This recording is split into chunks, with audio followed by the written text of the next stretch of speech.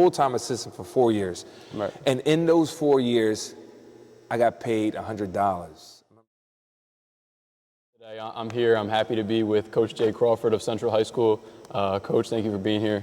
My pleasure. So I got a chance to watch you guys do a little rundown practice, and I guess let's just start with the fact that you're going into is this your 6th year? 6th year, yeah. 6th year. So how does it feel walking in this building every day? Well, so my theme for this year, it feels surgical. I feel like a doctor getting prepared to perform surgery. Right. So it's my duty to do the job.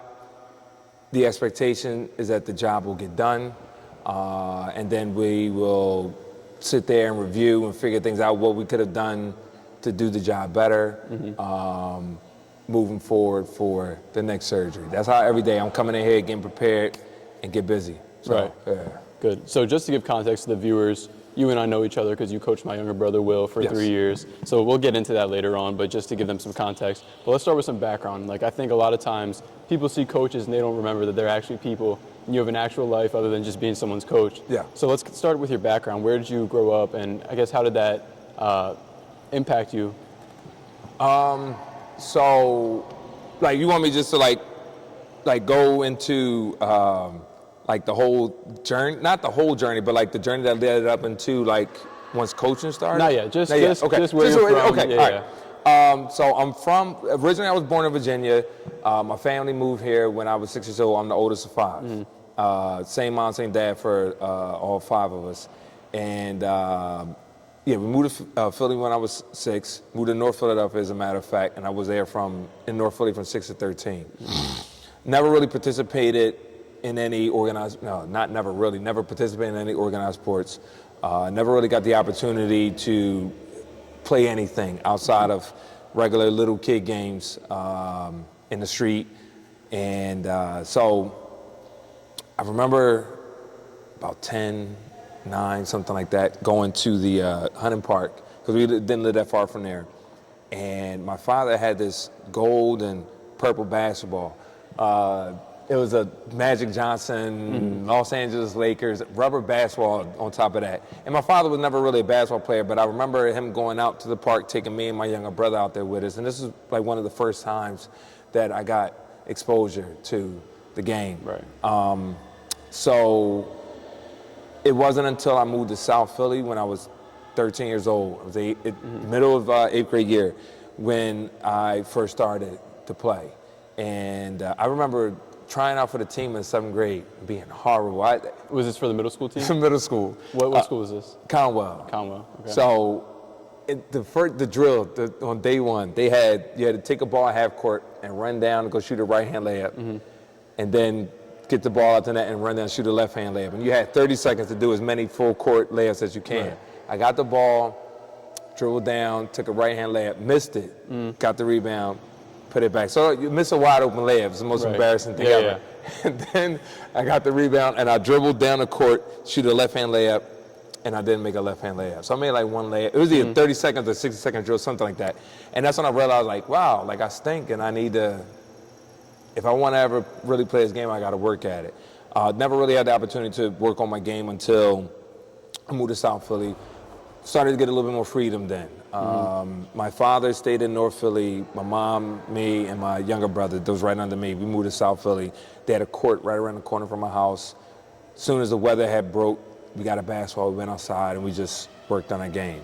I wasn't fortunate enough to play in high school, not because, so as an adult, coaching. We'll get there. We'll okay. Get there. We'll get there. Don't worry about it. No, okay, I got you. That's great. So, so I guess you would say that's the moment where you knew you wanted to play basketball, right?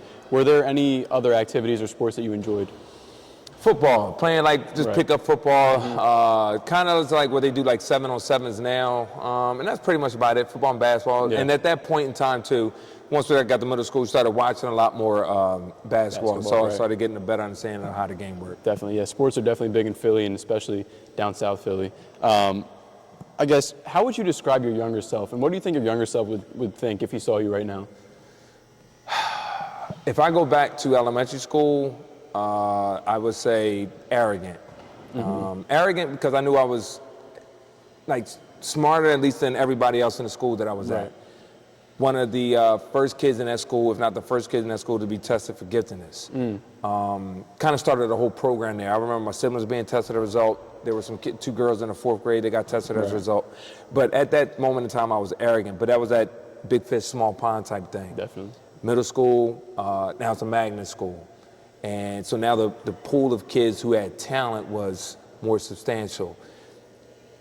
At Conwell, and I believe prior at the time they did tracking and things like that, it was like book 71. That's the advisor. Book 71 was the best one because number one. And then same thing with book 81. So even within a class of, say, like 200, 300 kids, I was still like in that upper echelon student, but not as arrogant as I was because I realized, like, okay, there are other smart kids. Same thing at Central, got here, very similar type of situation. I knew I had talent. I knew I was smart, but it was, you start to see like, oh, there are more people that have a lot more skill than I had. So there was a humbling process along the way. Right. And my younger self looking at me now, I don't know if they would be proud, but I think that they would be happy with the way that, with what I went through as a kid to get to this particular point in life. I was in the type of situation where you see it's easy for kids to go the wrong way. Right. And I was able to not go that wrong way, still keep my wits about me, they would like the fact that I'm not as shy as I was. Now, granted, I was arrogant. I didn't like talking to people. Not that I didn't like talking to people, but I was just, it was a skill set that I didn't have. Right. I didn't talk. I remember quoting my yearbook was the best thing about not saying anything is that it can't be repeated. And now you can't get me from stop talking. So you know, that's a good trait to pick up on. I think that's something that definitely in sports that you definitely pick up as well. So it's nice to see that you're really preaching vocalism, especially within your own team as well. I guess moving on, let's talk about your playing experience. You kind of alluded to it a little bit, but let's talk about your playing experience and then how that kind of differs to your coaching experience. Because, you know, obviously you have the summer runs and I've got a chance to play with you and against you. And at this point, I think I would classify you as like a shooter type player, right? But maybe that wasn't your playing style. And does that kind of transfer into your coaching style as well? I think I felt more comfortable shooting the ball. Right. I never really was comfortable as a ball handler. I think for myself it was one of those things that I just never, it was, because I was comfortable shooting, I wanted to do that. So I would just naturally flow out to the three-point line. I was never the ball handler type. I was a defender. I never really wanted a person to one-up me, so I had no problem playing bigger. Everybody liked Michael Jordan, but I remember just being a guy that wanted to play in the post a little bit more. So I thought my post game for my size was actually relatively solid. And end of the day, in high school, I just wasn't good enough. I'm mature enough to recognize that. If I was good enough, I'd have been on the team. But I didn't let that, and I try to tell my guys that try out for the team, don't let my decision deter you from where you want to be as a basketball player, where you want basketball to take you in life. And I just stuck with it. I kept playing. I would play intramurals in college. I went to Temple University. I would play in adult leagues, and I've been playing in adult leagues since I was like 19 years old, and just continued to play and continue to grow and continue to learn. And definitely the shooter type, defender, hustler, scrappy, South Philly, playing South Philly. Yeah, it's interesting because when I think about myself, obviously I'm a pass-first point guard, and sometimes when I'm coaching, I feel that self-hate a little bit. Do you ever feel that? Like, I'll find myself maybe harder on a player that's being more passive. Do you ever find yourself maybe like that to shooters, for example? Well, I think that one of the things that helps me with coaching is that, and no disrespect to gym teachers, but I teach math. And being a math teacher, I've learned that a lot of students have a lot of different skill sets.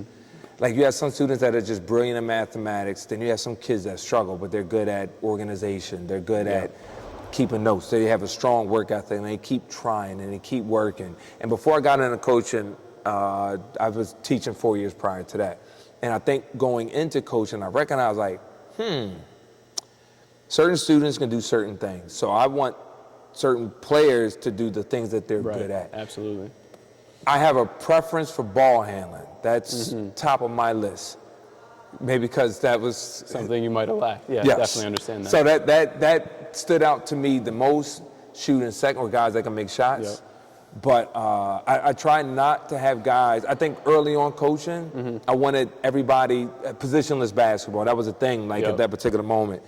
And like I realized, like everybody can't be a shooter. Everybody can't be a ball handler. And it maybe not be the best thing for your team either. True. So whatever fit. Whatever a guy does best is what I want that player to do. And it's a motto that I have in my class, motto that I have for myself, motto that I tell other people. Be the best version of yourself. Definitely. That's it. Yep. So at what point did you know you wanted to be a coach? And I guess just walk us through that journey. So I taught my first 4 years of teaching was at Bach Vocational Tech in South Philly, 8th and Mifflin. And I remember I was 27 at the time. And I remember being in the gym with those group of kids. And it started as kind of like an after-school program to keep kids off the street, to get them in on Fridays. On Fridays, we would have 30 kids in the gym waiting to play pickup. And it was a thing that so it just grew out of that. I wanted to provide a safe place for kids, predominantly black kids, in an area where even at that moment in time, mid-2000s, kids are still dropping like flies. So I started with that, and Bach had some talent. They had some, there was a kid, he was in the 10th grade when I left Bach, but he ended up playing at Illinois University and played for the Raiders, and he might play for the Cowboys, Jahad Ward. Okay. And he played basketball as well. But I mean, you could see the talent that these kids had, and I wanted to get into coaching at that particular moment in time. I ended up leaving Bach, coming here, and my mentor / calc teacher, high school calc teacher, was a teacher here and a basketball coach. As soon as I came over here, I started assisting. And it was like, because of what I saw at Bach, made me want to get into coaching, and it just felt like a natural type of thing. As a matter of fact, I actually wanted to be a principal. That was one of the things I wanted to do first. But then once I got to Central, and once I started assistant coaching, I was like, yeah, this is the direction that I want to go. So at what point did you realize that you wanted to be a teacher as well? I was 19. So I went to school initially for civil engineering because my grandfather was a civil engineer. That lasted all about 3 weeks. And I was like, this ain't for me, I gotta get out. So I finished the semester at Temple. I ended up taking the spring semester off because I had owed him some money. I was attending a church at the time, and for the summer they had like vacation Bible school. So that was a thing, and did that every single year. So I remember going into the church, vacation Bible school, and they gave me a group of 6 to 10-year-olds, now about 10 to 12 of them, and said, hey, listen, do something with them. And I was like, okay, we'll read the Bible and we'll do some math because I'm good at math. And like right from there is when that began a journey for me wanting to teach. I had a knack always for like not really having problems in the classroom, being able to relate to kids, being able to like kind of show that level of respect first, and never really had an issue with like kids in the classroom. So it was just like this natural thing that just felt organic. It didn't feel forced. I didn't feel I had to talk myself into teaching. It was just, whether that's higher power, whoever the case may be, it was a perfect fit. So let's talk about the past. You mentioned that you became an assistant here pretty much right away. How long were you an assistant for? 4 years. 4 years. 4 years, and Coach Harper coached the season. The season went into spring league. Spring league went to summer league. Summer league went to fall league. Fall league went right back to the season. And that was Harp's thing every year that I was here. And so it was a total of 8 years. I worked 8 years with Harp, assistant for him for 8 years, full-time assistant for 4 years. And in those 4 years, I got paid $100. I remember Harp gave me $100, I think maybe like after my first year or something like that. Just as like, whatever, gas money, whatever, $100. So for the audience who doesn't know, assistants in the pub do not get paid. Don't get paid. So yeah, but it was an internship for me. It was something, and every practice, every workout, every game for 4 years, didn't miss. Yeah. Now, I didn't have kids, so it was easier for me to do that. I didn't have any other responsibilities outside of myself, really. But every single thing. And so I do hold on to that when I talk to these kids about being at practice, showing up to class, being at every workout. It's an opportunity. I expect you guys to be here, so be here. Absolutely. So yeah, so I did that for 4 years. Then actually, before I came to Central, I remember taking the coaching test. So, because like I said, I had the interest back in doing that. So I found out when the coaching test was and signed up to do it. You had to take a written test, roll through that, no problem. Then you had to do an oral test. And I remember I was tested by, I forget the one gentleman's name, but I think the other guy was Charlie Brown. Right, yeah, from Carver. Yep. And I think he's an assistant now at Arcadia. And they were like, okay, you know, what does the practice look like? Show me what a defense looks like. Show me what an offense looks like. Show me how you would teach a kid to shoot a layup. And I'm thinking to myself, like, I don't know any of these things. And it was apparent that I didn't know any of these things. And I mean, they were cool, everything was straight, but they told me, like, you know what, you need to spend some time on the bench. You need to sit with a varsity coach and learn the ropes. And I did exactly that. Right. Took their words to heart. Took the coaching test, I want to say, like another 3 years down the line, and rolled through that, highly qualified, able to coach in the city of Philadelphia. And so with Hart for 4 years, then I became the JV head coach for 4 years. Then once Hart retired, that's when I took over. Right, and can you just talk about that waiting process? You're an assistant and you're waiting for a head coaching job to open up, but there's really no guarantee that you'll ever get it. Like you see, just recently there was another job opened up in the public league. I guess we'll talk about this specific name later on, but this job opened up and there was an assistant that was there, and he wanted the job, but he didn't end up getting it. And they brought out, a third party. So I guess just talk about that grind of you're working for years, and like you said, you didn't miss any practices. There are a lot of other great assistants kind of doing the same thing, but it may never come to fruition. Right. So it felt, once again, it almost felt like how teaching is for me. Like there's this thing that's above my control that is like looking out for me. And not that I was being groomed for the job, but I showed a level of commitment that you do see from other coaches, but that's not typical. And like I said, so even for those coaches that were in a similar situation that I was in, I know like the guy from Frankfurt, like he's there all the time, right? A few others here and there. But like I said, my level of commitment and my desire to want that job, there was no question from the AD at the time. Well, no, he's still the AD. He knew that once Hart stepped down, that the job was mine. I guess I was not jockeying for it. It was my position. It was understood. It was it's mine, and I wasn't aggressive about it. I wasn't arrogant about it. It was just like, speak. This is me. Like this doesn't belong to anybody else. And anybody that Harp had brought down, in addition to me, like they were there, then they were gone. Next guy come in, he was there, then he was gone. Me, like I was there the entire time, so it just felt like a natural thing. So we kind of spoke on the fact that you didn't get a chance to play in high school, but I do remember a story about how you were a senior and you maybe felt like you were good enough at the time. Does that affect your chances of adding maybe a senior that hasn't played onto the team? I feel like a lot of coaches tend to look and they say, okay, I'm deciding between a senior that's probably as good as this freshman, but this freshman's going to be here for 3 more years. But in the past, you've taken seniors that haven't played before. Yes. So because I am sympathetic and empathetic to seniors in that type of situation, and I'm gonna be honest about myself too if I go back and think about it.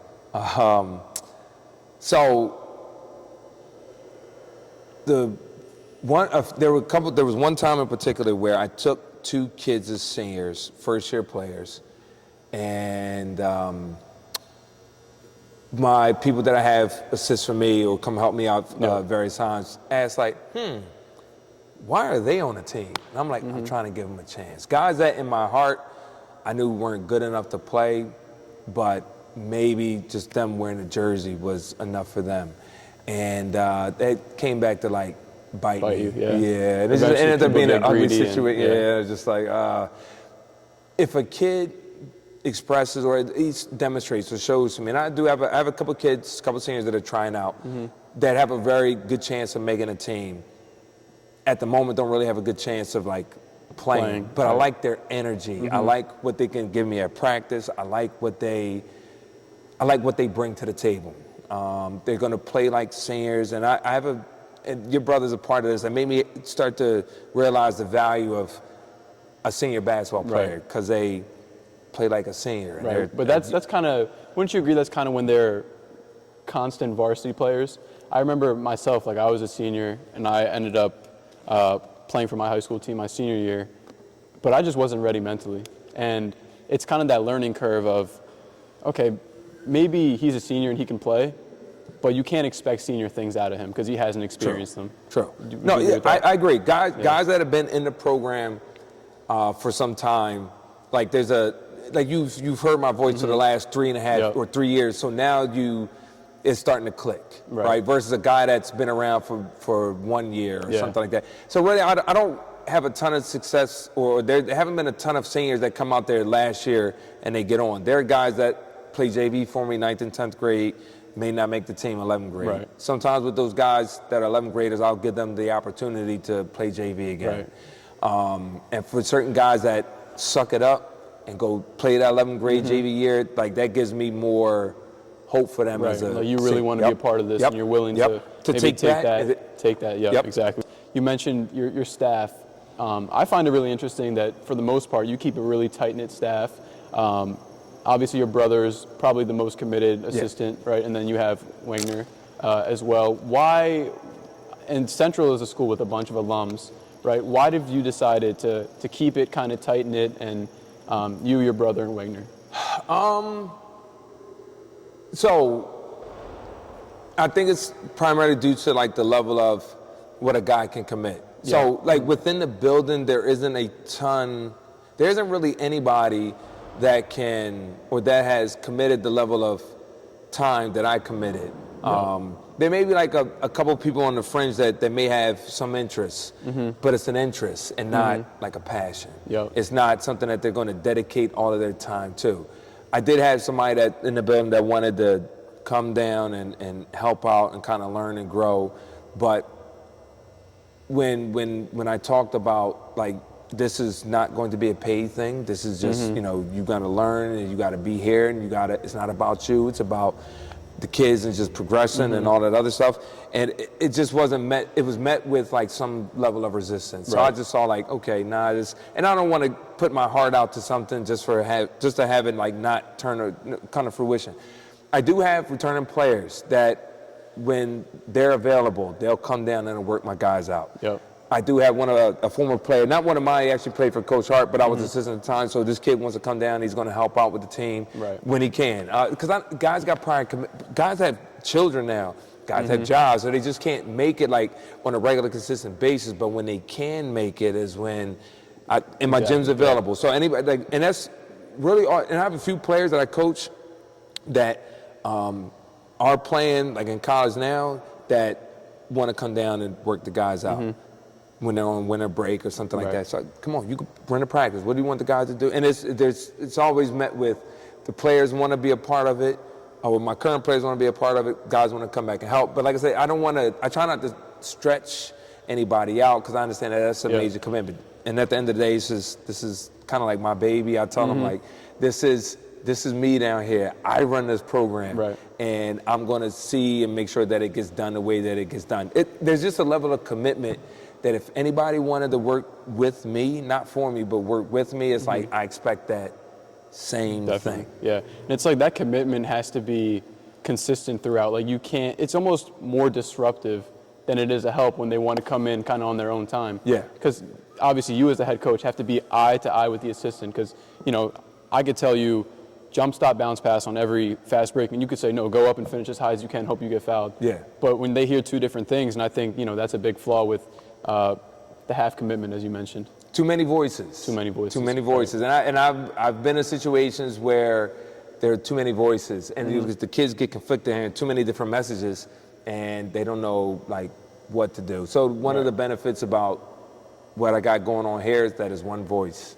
So, yeah, definitely. So in terms of your coaching philosophy, Will and I love to kind of classify it as a method to the madness. Is that fair to say? So I'll kind of expand on that, I guess. Okay, but, you know, we feel like, you know, you don't have a ton of offensive plays, set plays, although you do sprinkle them in. We know you got some tricks in your bag. But you guys, it seems like you have this identity of winning tough and winning dirty sometimes. And when I say dirty, I don't mean like, you know, I mean like physical and gritty, right? Yeah. Is that fair to say? Yeah, that is. That is. And then you guys also are very deep always. Even if, you know, the roster isn't talented, you know, 10 to 15, but those 12, they're going to play and they're going to get a fair shot each game. Like how did you reach that conclusion? And was that always the case from your 6 years so far?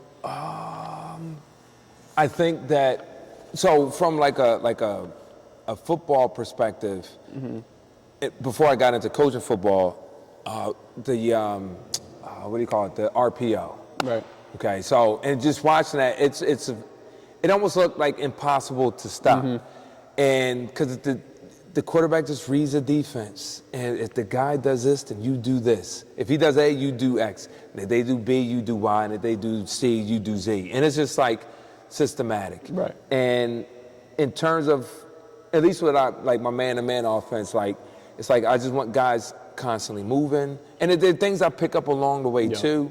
I learned that I hate the ball screen. I like big on guard ball screen, but guard to guard ball screens or guard to foot. No, just get that players out. like to do it at the worst moments. It's like you pick up your dribble and then make it past the wing and run your guy at him. Yeah, no, it makes no sense. Screen away, pass and move away. So anyway, I like that idea of the defense is doing. Take what the defense gives you. Right. You don't. I say it all the time. Guys that do the most do the least. Less is more. So. If they back off, you got to be able to bury that jump shot. They get up on you, get to the rim. So, yeah, I like the idea of a read and react offense. I think a lot of that has to do with maybe sometimes like the skill set of my players. I never really had like an isolation player that I can just like, or a big man that I can throw the ball on the post, go turn and score. Or, okay, let's clear it out, 4 guys on the baseline, 1 guy up top, breaking down on the dribble. Right. And you have a variety of ways of either getting to the rim or stopping here. I never really had that. Or at least like playing in the division that we played in, like that wasn't really necessarily an option. If we always played down to our competition, or we always played down competition, then maybe we could do those type things. Right. But when you're playing guys that are comparable to you, it's like, all right, we need, this is, what is it? The whole is greater than the sum of the parts. Is that what it is? Yes. Okay. So I've always believed in that philosophy.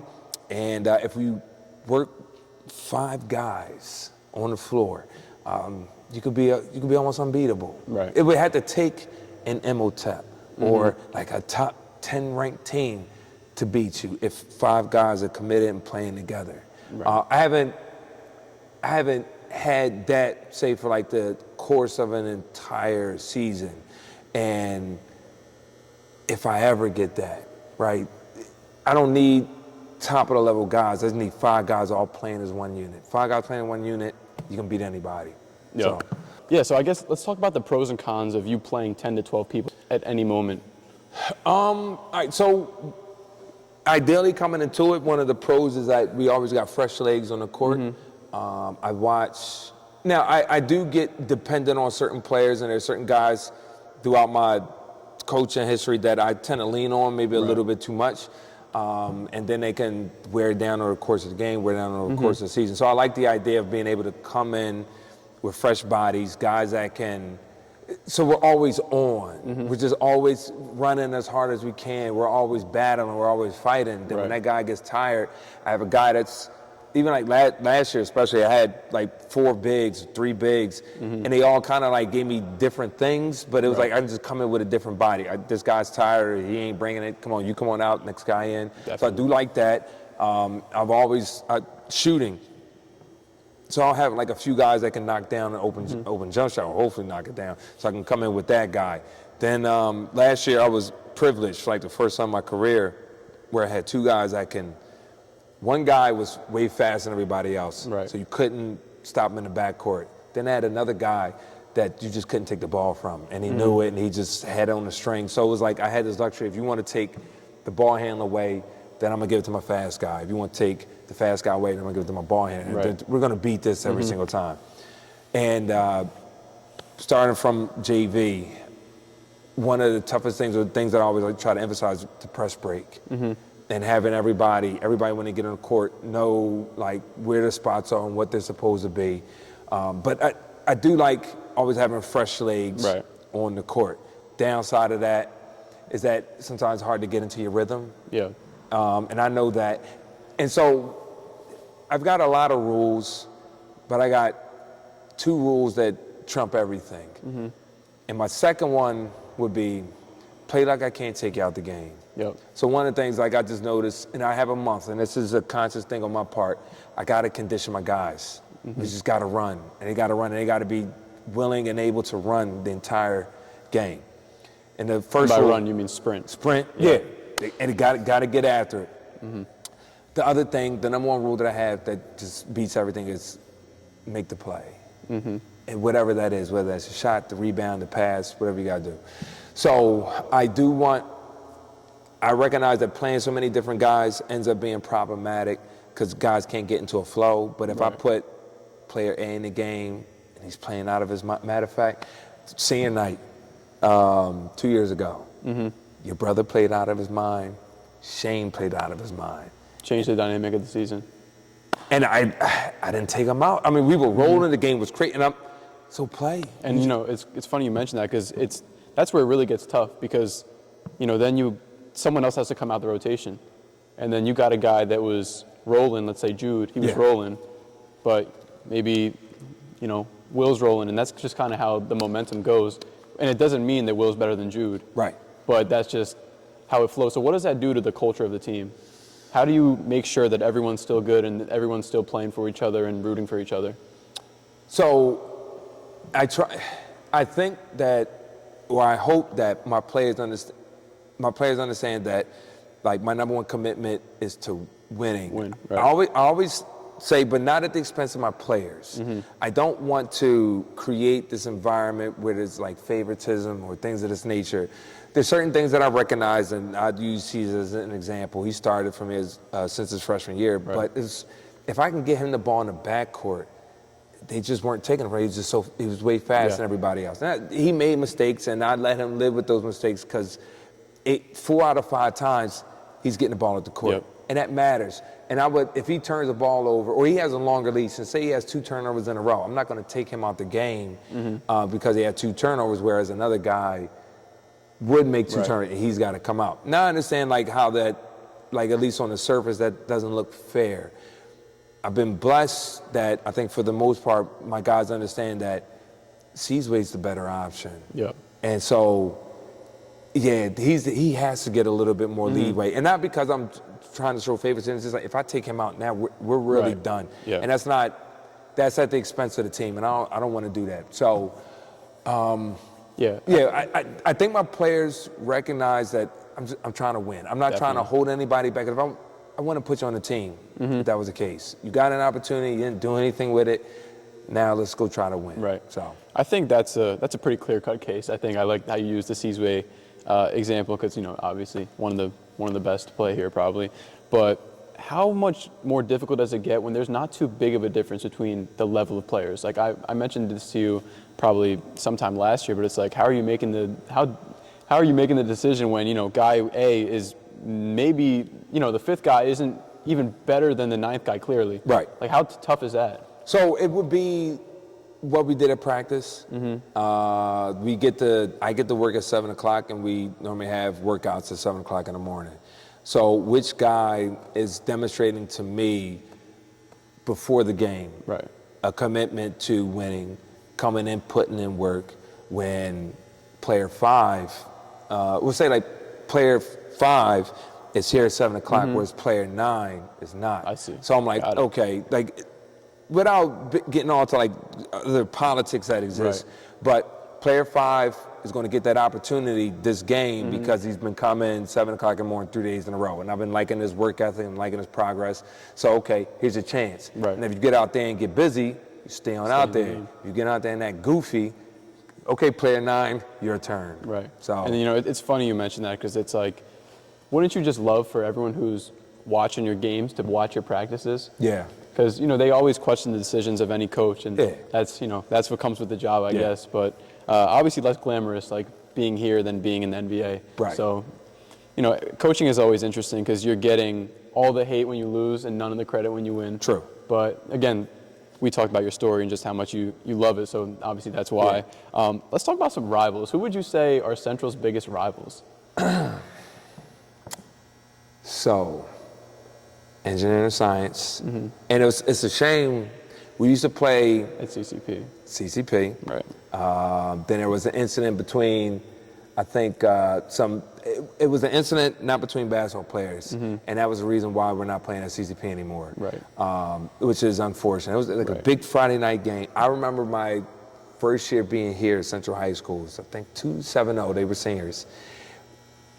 We played ENS at ENS. First time I ever been there in that in that new gym. It's tight, but it's a perfect basketball environment. And packed, every seat, black and gold, no Central people in the crowd whatsoever, music playing, the whole nine, and we got shut out in the first quarter. We got shut out. It was like 15-0 or something like that. I mean, and probably the most embarrassing feeling ever. Right. Shut out in the first, because you can't hide that. You might, if you get shut out in the second, you might can hide that, but shut out in the first, you see the zero. It's zero. And I mean, the crowd was letting us have it, and it was like, oh, okay, this is high school basketball. This is what it's hitting for. A personal rival of mine would be Boys Latin. I have not beaten them. Right. So, and my worst loss as a coach came last year against Boys Latin. We were up 6 2 minutes ago or something like that. And we're scores in the 40, so 6 might as well be 18 points. And we ended up losing that game. Right. So for me personally, Boys Latin, engineering science would be football's version of the Northeast, for sure. You know, the Northeast Central football game has been a bit one-sided as of late. Engineering science, I've actually only lost to them, as a varsity coach, I lost to them one time. Once, and see, last year was not a good year. Was a good year, but that game wasn't a good one. Yeah. But yeah, engineering science is great. That's a great rival. It's always, and we played them on our senior night 2 years ago. Yep. So that was I mean, it's a good ongoing. It's a good rivalry. It's been that way for a very long time. Like I said, for me personally, Boys Latin, I think Frankfurt is a rival. I know Frankfurt's coach outside of basketball. He happens to be my sister's neighbor, so we get the chance to sit and talk. So I always enjoyed playing them. They would be definitely considered a rival. I think that's it right now. We kind of had something brewing with Maritime a little bit. Really? A good thing. Like I like the coach. I've reached out to him, play some games during COVID, and he had made that happen at a time when we was unsure about a lot of things. And so yeah, Maritime, Frankfurt, they're kind of moving into that category, but ENS and Boys Latin, definitely. for sure. You know, I asked this question to Will. I was like, who do you think are Central's rivals? He said, for real, every game in B. Like, that too, yeah. It's pretty cutthroat, but I'm interested and kind of surprised you didn't mention Palumbo after last year. Okay.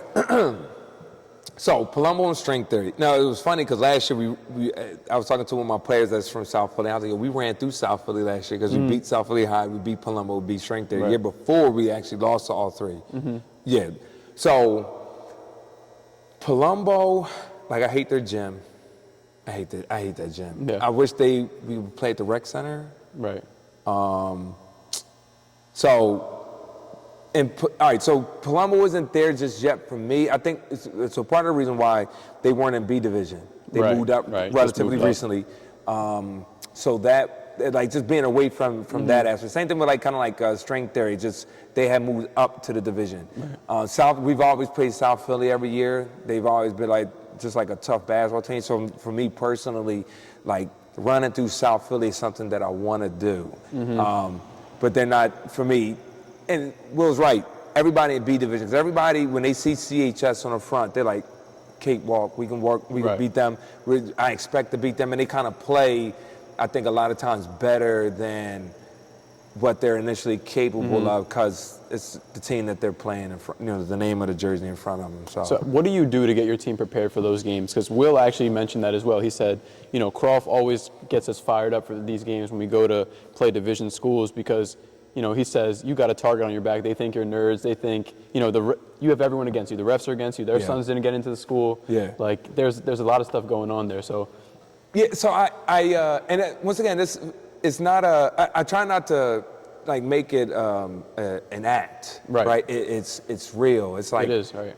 Even though a lot of we graduate over 90% of our kids and send them to 4-year schools and things of that nature, you watch how people treat like Central athletes, even and not a knock, but just a reality of it. Even like here at Central High School, you look at how like basketball and football primarily, like how they're not as celebrated as they need to be. It's like those are the two toughest sports. They're the two toughest sports to coach because you got all these schools with a bunch of different talent, and then on top of that, they got this belief that they can just beat us because it's basketball. We're just better than Central at basketball. So I have a chip on my shoulder when it comes to us competing. Right. And I try to, or not try to, I'm giving the kids the real me. I'm like, this is what we got to do. And so let's get it. Let's go show the opposition what we're actually made of. I watch these guys, they battle, they fight, they go after it. And we don't play soft. At all, yeah. So like, let's go out there and let's let these guys know truly like what we're capable of doing. So I think because it's more of like it's just what I want to prove. And like while I want to win, like I want my team to win. Yeah. I want them to partake in that. Like I'm happy with a win, and I can handle most losses, but like I want my guys to win because I want them to believe like, yo, I see the plan. I see it coming together. All you guys got to do is believe and watch it work.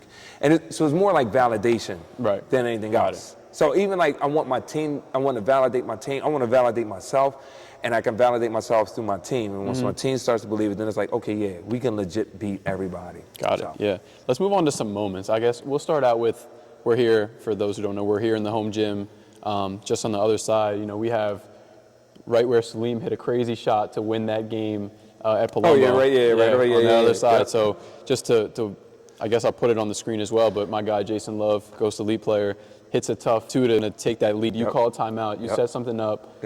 Seline hits an absolutely insane shot. What is going through your mind throughout that whole sequence?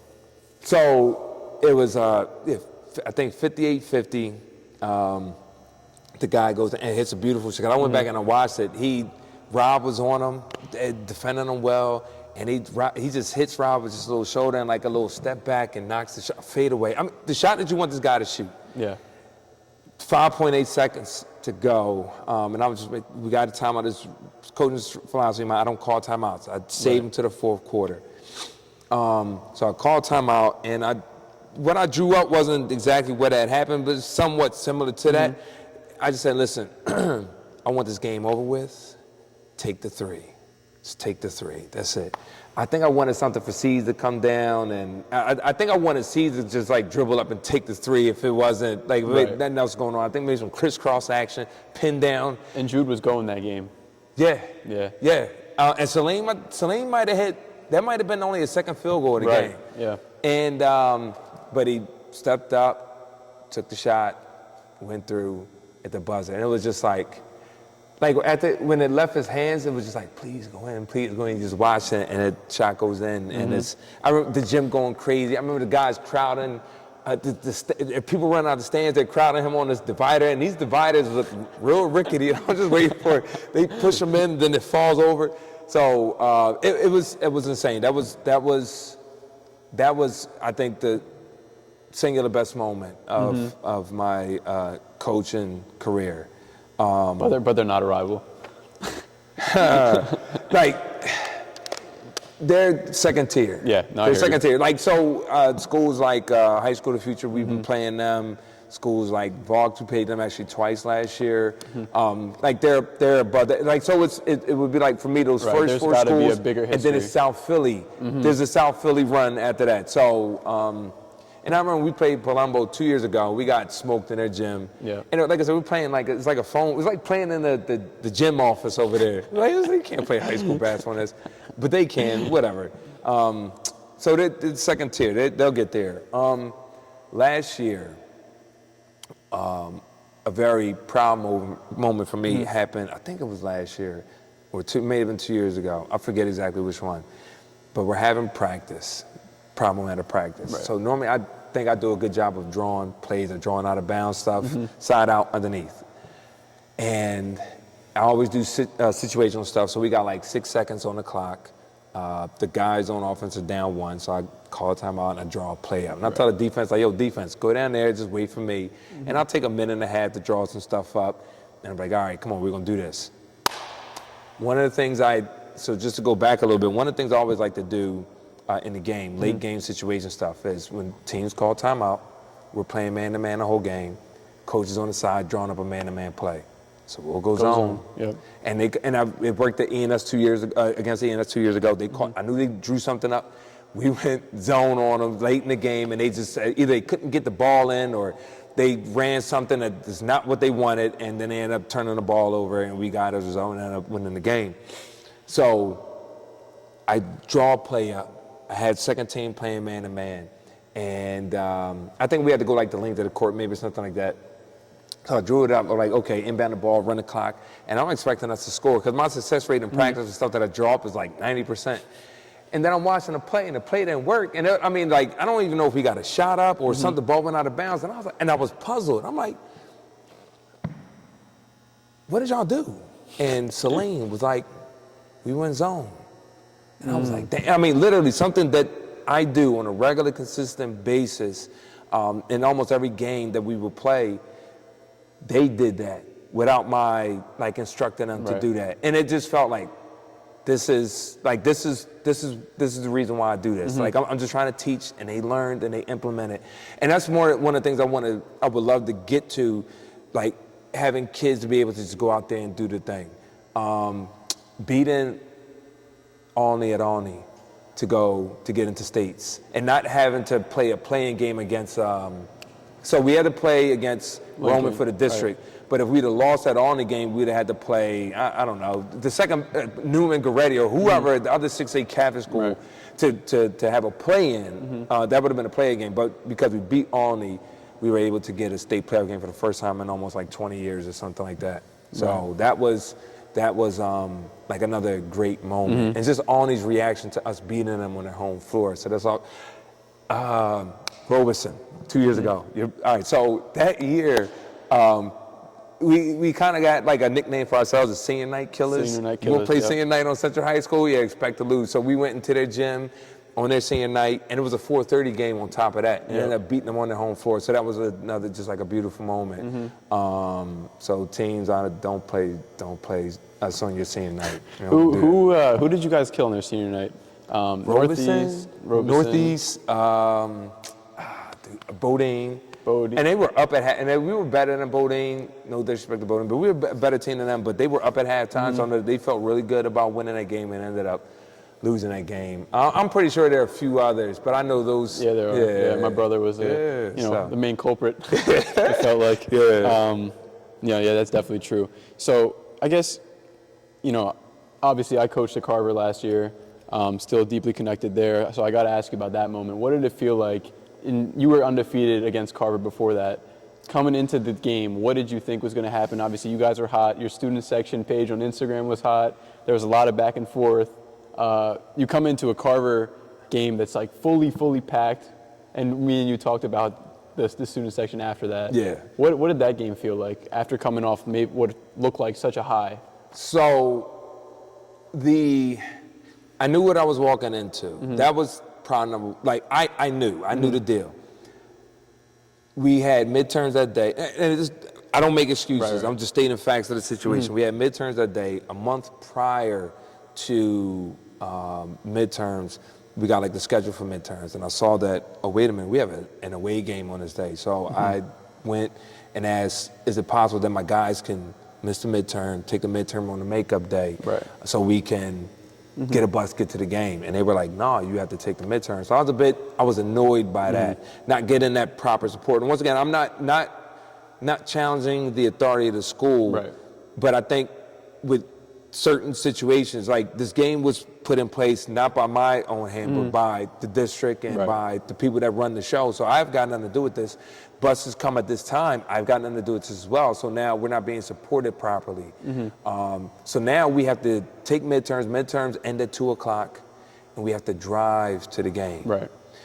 Bus picks us up normally like at 1:45, we'd be at ENS at 2:10. So now I gave my guys instructions, like we're gonna meet in the mezzanine, be there 5 minutes after that. I was like, get changed during the break, so you got your uniform on, you're ready to go.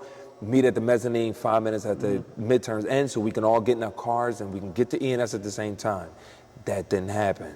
I had guys leave beforehand, so now we're all waiting. Different guys get to the gym at different times. I'm calling the kids, where you at? It's about 2:30, 2:45.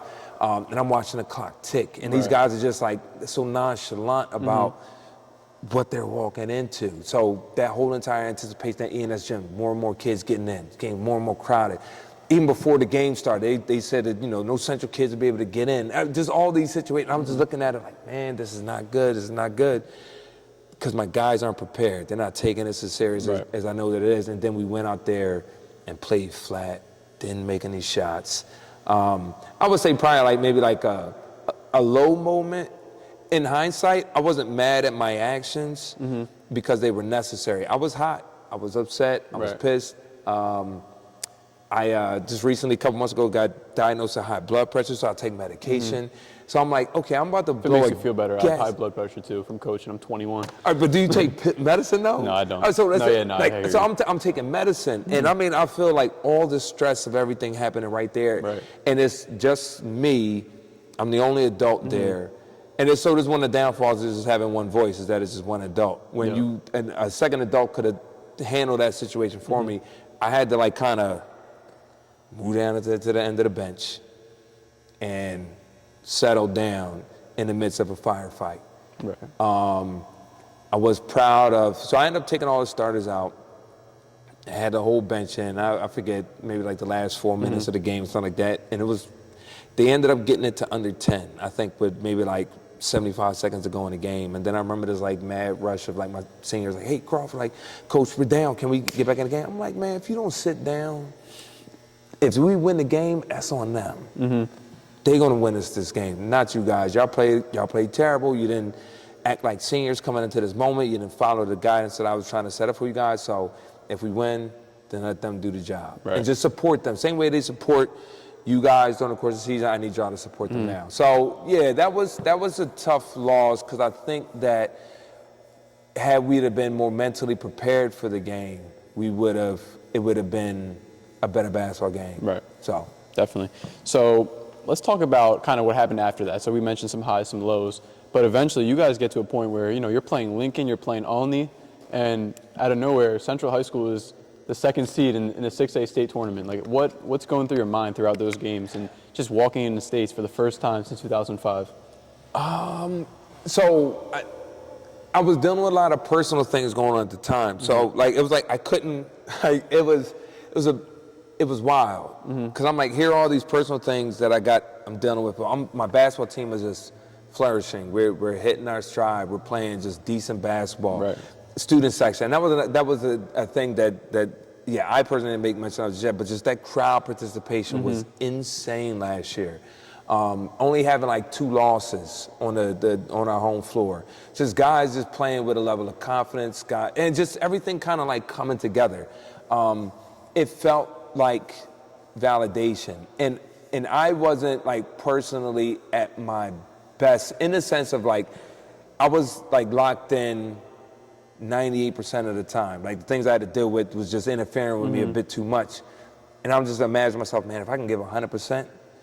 Another thing too, I think if I could have got 100% buy-in from my team, I think that it was still last year was the first year where it was literally these are all my guys. There's nothing from the past, nothing carry over from old varsity regime or things of that nature. So these are all my guys for the first time ever. And so it all came together, and it was just like, okay, let's build. And I talked about how my first year coach, I took over a 2-win team. First year, we had like 6 or 7 wins. Right. I talked about just having progression. 6 or 7 wins. The next year, we had 8 wins. The year after that was a COVID year, but we were 3-3, 500. Right. The year after that, 9 wins. The year after that, 16 wins. So that for myself, I just want to see growth of the program. So it just felt like this validation. Now, once we got a taste of it, I don't want to go backwards. And then also too, COVID. The year after COVID, I had a 6'7" kid leave he was a sophomore, but he left. Right. I had my 4 seniors: Will, Sam, Shane, Parker. So big parts of the team, they leave. Yep. But we're still making progress. Now, this year coming in, losing 8 seniors and 2 other starters. Like, you know what I'm saying? Like, every year it's been like, it feels like it's been a setback with personnel, but there's still Next class steps is ready, forward. but there's just this lack of continuity now, which makes it tough. It does, true. But in terms of like not having the players that I've had before, I've got guys that are on my JV program. So while they weren't on the varsity, you know what I'm saying? So they're still used to my voice. Some continuity. Got it. So yeah. You always know when a guy's going to work for you. And we kind of spoke about this over text. You know, even if a group of guys are saying, you know, like, what do you see in this kid?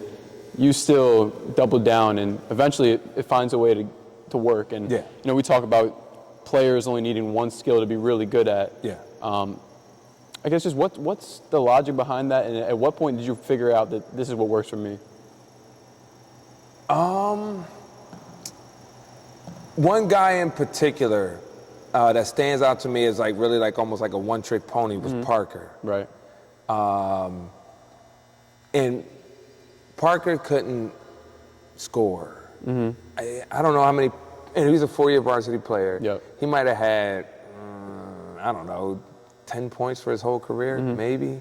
But he was elite at defending, being scrappy, playing with heart. And those things are contagious. Right. Like, they spread to the rest of the team. They watch this kid go out there, and like I said, just have like little to no impact. And I walked that back a little bit. He wasn't good. Dribbling wasn't his skill set. Shooting wasn't his skill set. But he can get an offensive rebound. He can go in there and go fight. 50-50 balls. He'd get on the floor and go get it. If you can give us extra possessions, you're an offensive player. So, and I remember one particular year having like some guys on the fringe of making varsity, not making varsity, and having conversation with them. Like, okay, you think you should be on my team? Obviously, kid will say yes. I'm like, okay, well, tell me who you're better than. And I try to make this a point of emphasis for guys too. Don't tell me that you're better than my so-called number 10 or number 11 player. I want to hear your starting material. I want to hear that you're better than this kid or that kid. So a lot of times, unfortunately, like Parker was an easy target for guys. They were like, well, I'm better than Parker. And I just had to tell them, like, listen. Play one-on-one. Score on him. And that's when I started to notice that Parker was just elite in terms of just his energy and his attitude. All the intangibles. All the intangibles. And once we get the ENS game, I watched, he's guarding a guy, 5 inches bigger than him, probably 75 pounds bigger, and Parker just manhandled him. Right. Just kept him out, 5'7", 5 foot. And it's so, like, it was things like that. And like I said, that's one player in particular that just had that one skill set that it was just, okay, boom, that's it, we're gonna make that work. I think a lot of other guys sometimes they just show like some level of versatility, like in the game a little bit. Spencer was another guy that was just scrappy, just played hard and just gave it his all every single game. And so like that mattered. Yeah. I think it's really valuable that you as a coach get to play with these guys in the summer. Because I remember playing in the summer, and Spencer was on my team once, and after he's on your team once, you want him on your team all the time. So it's that level of relatability and understanding is something that definitely separates you from other coaches. And you know what too, like, so sometimes like getting a feel, and I haven't done this in a while, and I need to try to get back at this, but because we haven't had our summer runs in a minute. But like getting that feel for a player, like actually physically matching up against them, seeing what their handle looks like out there on the floor. Because you get it's a skewed vision from, 20 feet away on an angle versus right in front of the guy. 100%. Yeah. So yeah, definitely getting that feel for the players is something that gives you a better insight of like, okay, they can try to do this. Now, as a coach, I want to try to put them in a position to be the most successful. But yeah, getting that body feel of the actual player does make a substantial difference. It definitely gives you perspective too, because on the sideline, whether you're coaching or if you're just playing, waiting for next, whatever the case is, you watch a guy and you're like, yo, how can you stop it? Like he only has whatever right hand. Right. Then you get on the floor, you're like, that right hand is pretty damn strong though. So that perspective is definitely interesting. Let's move on to some of your long-term future goals. Like, what is your end goal for coaching? I know you have 2 sons, and is there a goal to coach them in the future, hopefully at Central, if so? Yes. So my sons are 6 and 4. They'll turn 7 and 5 during this school year. I haven't really I try not to make my kids do things that I want for them to do. Right. I want for them to be who they are as individuals. Now, I will always make that push for basketball, and I think one of the ways that you can have your children want to do some of the things that you want to do is just by constantly not forcing it on them. Right. It's there, Showing it's present, and they want to be a part of that. Right. You build a relationship with your kid, and then you let them know, like, oh yeah, this is what I'm into. You might want to get down with this as well. My 6-year-old is, I think he has like work ethic. I hate the word perfectionist, but he's the type of kid that just wants to be good at it and will just continue to repeat and keep shooting and work on his handles, and he picks stuff up. My youngest son, he's very I use this word, and maybe it's not fair to a 4-year-old, but I use the word violent. And what I mean by that is he's physical. And so there's this level of physicality that he possesses that I think will be beneficial to him if he ever wants to play a sport. So ideally, in a dream world, both of my kids they come to Central, they both play for me, and my youngest son will be 18 when I'm 58. I would have to teach for 2 more years after that, but I would probably go out with my youngest son. I would take a sabbatical the year after that, and then I'd come in and just let somebody. I would want somebody else to coach the team at that point. Now, I put this out to Seasway. I haven't put this out to anybody else just yet. We'll see. But I told Seasway he's got the type of character that would, he would be a great teacher. Then I asked him about, what school he's going to and where is he, what major he taking. I think he said business or something like that. I'm like, everybody takes business. You'll be changing that major soon. So, and I said, consider education. I was giving him some insights on what I think he should do. And I told him, I'm like, listen, man, if you become a teacher and you come teach at Central High School, I'll let you coach the team and I'll assist you. All right, I'll put you, and coaching takes a lot out, and I do want to, at some point, have somebody waiting in the wings, but I understand, I don't want to make a guy wait 10 years. Right. You know what I'm saying? If he's going to assist me. And I was like, listen, let me just do my thing for a little bit. When you feel like you're ready, I'll let you have it. And we could flip roles. I'll assist you. And even if that meant, not actually being the head coach for my own kids, but somebody else coaching my kids, it's not a problem. I try to be a man of my word, and if he came back to Central High School and wanted to coach basketball, I would give it to him when he's ready. Not a problem. So. And I love Seasway too. I've known him for a while. Him and Will have always been friends. What is it about Seasway that makes him a fit for that? So I think good teachers just have to have good personalities. Right. And it's kind of like sometimes people call other people they're the mayor. They know everybody and everybody likes them. And he's one of those types of kids. Yep. And that can translate in the classroom. You just need good people being around kids. Right. And so if that's something that he had wanted to do or something that he wanted, and I have a ton of good kids. Your brother, Cedric, Eric, and all of them would make, and listen, to be honest, if any of those guys, Nick Eiler was another kid, you know Nick. Yeah, we were roommates. So another group of guys, like if they wanted to teach and they came back and they taught at Central, I'd be like, come on, you guys got it. Because they possess that about them, just good character people. You get the chance to talk to some of the parents, and you can tell just good quality parents, just good quality people in a world or environment where you got a lot of nonsense. It's easy to see people that are good and good for the world. So I want to play my part and give them, foster that, give them that opportunity, let them know, like, all right, listen, like my time could be done. I turn 50, I could just be totally disconnected from anything.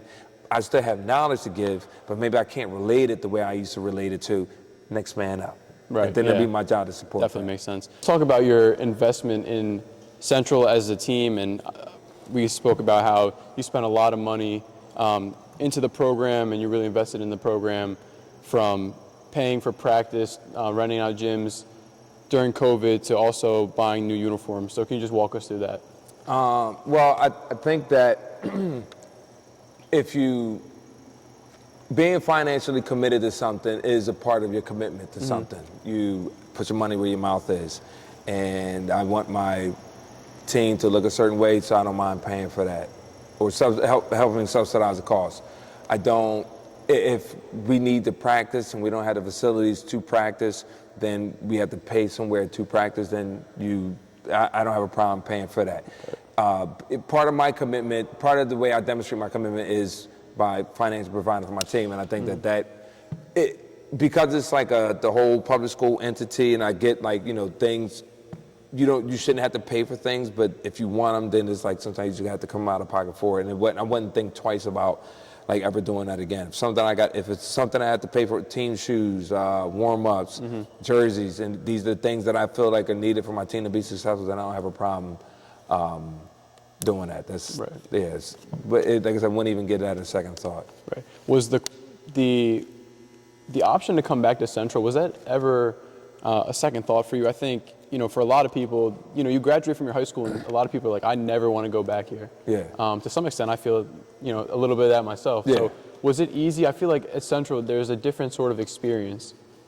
I think that, one of the reasons why I wanted to come back here was to teach kids like myself. Because I felt as if though, I like the way I teach, I like the way I present as a teacher, and I wish I had a teacher like me while I was in school. A guy that's smart, but that doesn't lie to the students about the importance of things that are not that important. And so it was when I was presented with the opportunity to come back, I applied for the job. I did a sample lesson, and I remember tearing it down during that sample lesson, but this was after my second year teaching. Right. I remember interviewing for the job and not getting the job because I didn't quite fit the look that they, I think, wanted at the time. 2 years later, I was able to get in, so it all worked out the way it's supposed to work out. It was something that I wanted to do.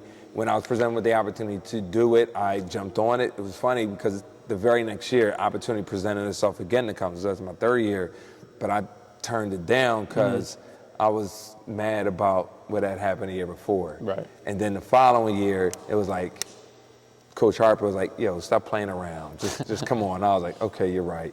Given that opportunity to come, I definitely wanted to come back the first time. And once I got over myself, I came back. You know what I'm saying? So it wasn't even a thought to come. So yeah, definitely wanted to be back. What would you say are some common misconceptions about you, whether from your players or maybe from your peers or maybe just people around the building that you work with? I think that a common misconception, a couple of them. So I think on the exterior or the way I present is that I don't want to be bothered or I'm a hard guy to get along with. And in all actuality, if I'm an easy guy to get along with. Right. Now, I don't open myself up to everybody. I'm not looking for brand new friends every single year, but I'm approachable.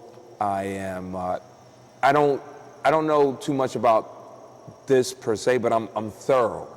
I don't half-ass anything. If I'm going to be committed to something, I'm going to give it my best. I'm going to give it my all, or I won't give it anything. Right. I'm I'm very like black or white in terms of that. I'm gonna put everything I got into it, or I'm just gonna have no energy for it. But I do think that I'm a very approachable person, respectful person. I have a lot of opinions about things, but I keep a lot of those things close to the chest because I think a lot of times like opinions can be misconstrued. And a lot of times your opinion is irrelevant anyway. So if I'm not like an expert on a subject matter, then I tend not to openly say things about it because it's really not that important because what I got to say doesn't matter. But I am approachable. I am thorough in what I do. And I think I'm like one of the best teachers in this building. I think that does translate to being one of the best coaches in the building as well. Right. So is there anything you wish people knew about you? I'll say for me, if I was Crawf, I would want people to know I benched 3 plates. Wow. Something I would want people to know about me. Damn. I think, all right, so for the people that know me, like, they know me.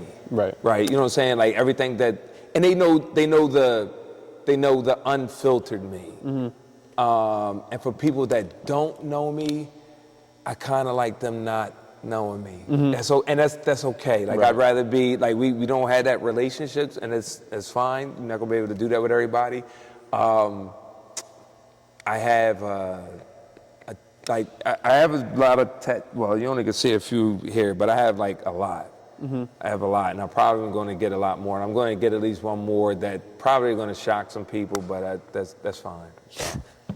Got it. So let's talk about your favorite team that you've coached and what made it special. Yeah.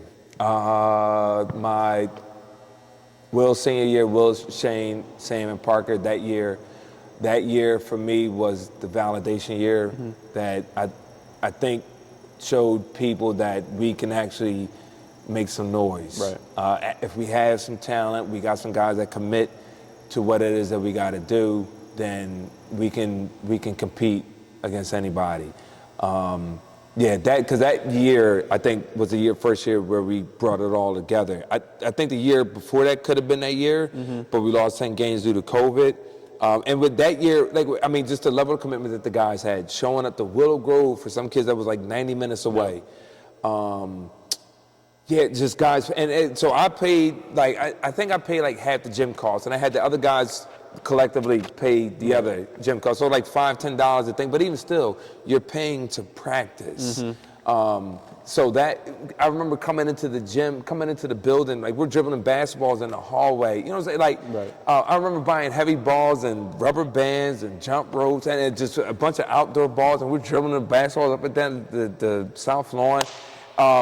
That year would have been the year, but that set the tone for the year after. So that year after was when we started to put this thing together, and that was definitely my favorite team. Yeah, that makes sense. Definitely a lot of extra work put into that. Yeah. Is there a loss that eats you up when you think about it? Boys Latin. Boys Latin? Boys Latin, last year. Yeah. 6 points. Wait, we're up 6, 2 minutes ago, lose the game. Boys Latin. And you're undefeated up until that point, right? No, I can't remember. Because I remember the Frankfurt game the Frankfurt loss was either before that or after that.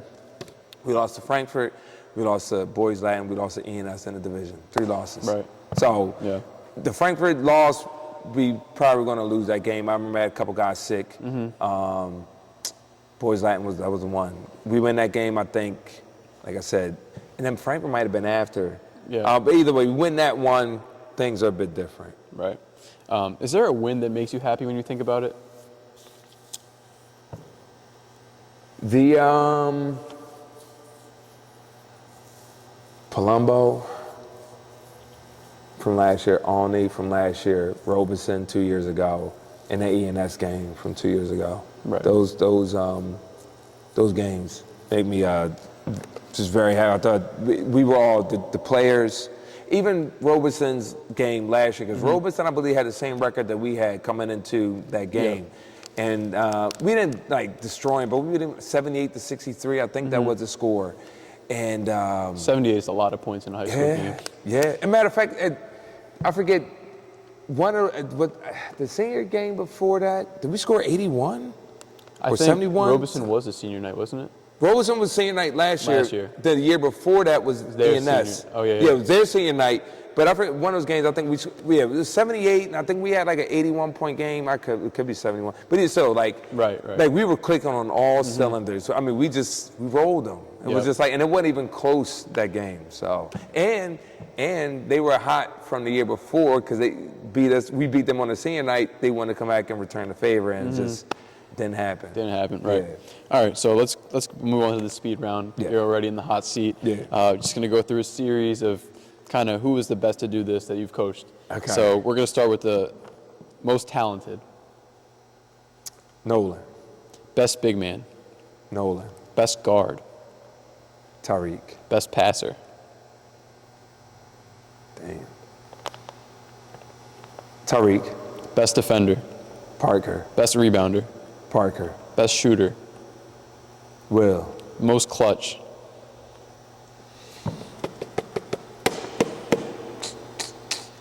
Seasway. Best story. Cedric. Biggest headache. Seasway. Most underrated. Parker. And now an all-time central starting five that you've coached. Okay. Manny. Seasway. Nolan. Tariq. I think the guy that I had.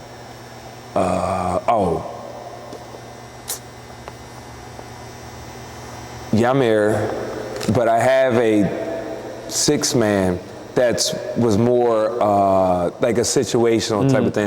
Now I think about it. So, 10th grade Rob. 10th grade Rob. 10th grade Rob. Okay. And my guys know that play with Rob. Rob does Rob-like things. And Rob-like things are unexplainable because he could do things that very just unorthodox. made no sense. Things that wasn't supposed to happen that he was just able to do. His 10th grade year was that COVID year. Right, and he averaged around 15, I believe. Yeah, and just like it was, I don't know what happened, but that Rob right there, had he would have stayed on that level that he was going on, like it would have just been, that would have been an incredible thing to see. So 10th grade Rob. Right. Yeah. Okay. So that wraps up everything I have for you. Is there anything that you didn't get a chance to talk about that you think the viewers should know, or anything you want to talk about just in general? That we're here to make a presence. We're coming. Deion Sanders, that thing he did for Colorado at the beginning, we're coming. And it was just like that gravitated to me. Like we're coming. Whether it's this year, or 5 years, or 10 years, like we're coming. Central High School. We want things on that wall over there related to basketball, and the commitment to that is there. And so as a result, we're coming. Got it. Yeah. So just want to give you your flowers just for the viewers to know. So first year coach in 2018-2019, 6-15 total record. After that, 8-18. After that, COVID year, 3-3. After that, 9-11. And finally, this past year, 16-12. First time going to state since 2005. Second seed in states. Made it to the city championship, played against Roman, put up a fight. So again, just give this guy his flowers. And Crawf, thank you again. Really appreciate you. Yep, my pleasure.